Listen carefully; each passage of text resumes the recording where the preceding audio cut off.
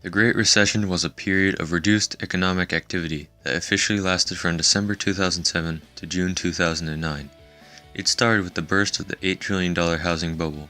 This led to a lack of consumer spending.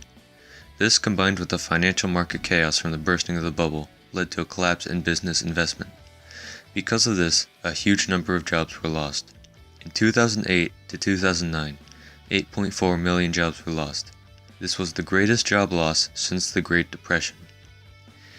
Even after the economy stopped going down in 2009, its growth has not been good enough to create the jobs needed just to keep up with population growth, let alone the workers who lost their jobs during the collapse.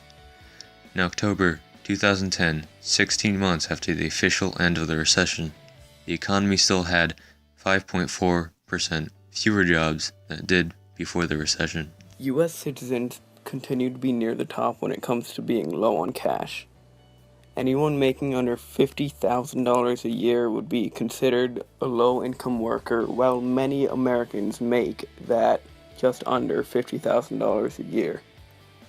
The United States is a prime example of the diversity between the rich and poor when it comes to wealth inequality.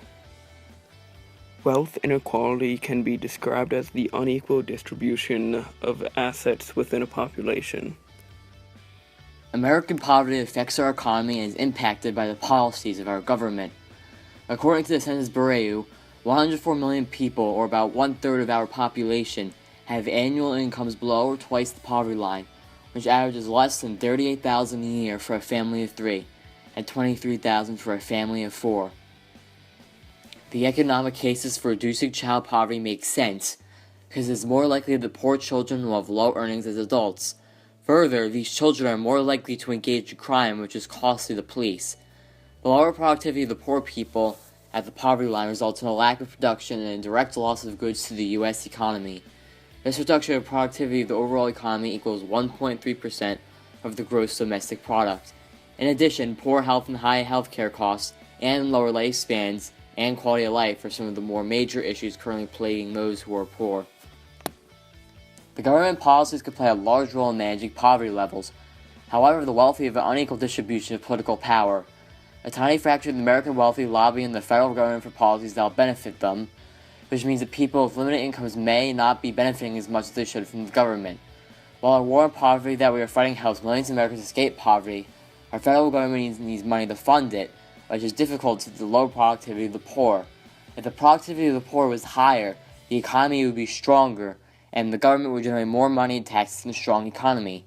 This extra money could be used for more programs to help the poor. There are many current and recent solutions that have been put in place in order to help poverty. The most well-known bill that was passed by President Clinton was the Personal Responsibility and Work Opportunity Reconciliation Act of 1996.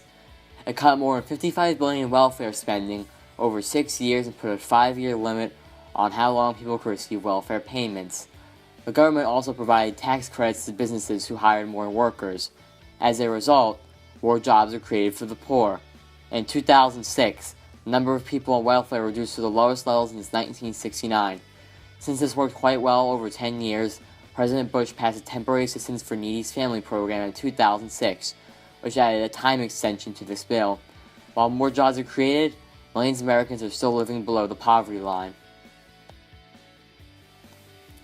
Many people today have possible solutions to end poverty.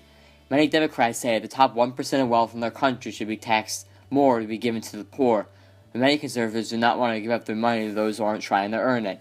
They believe that America needs to stimulate the economy to create jobs that pay decent wages, and that America lacks these kinds of jobs.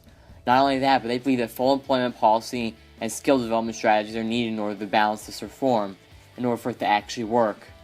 In order to give children in poverty a good education and hope for their futures, many have thought about universal pre-kindergarten programs, as well as elementary and secondary school reforms to help this endeavor. All of these solutions need to work together because the American poverty is a large and complex problem.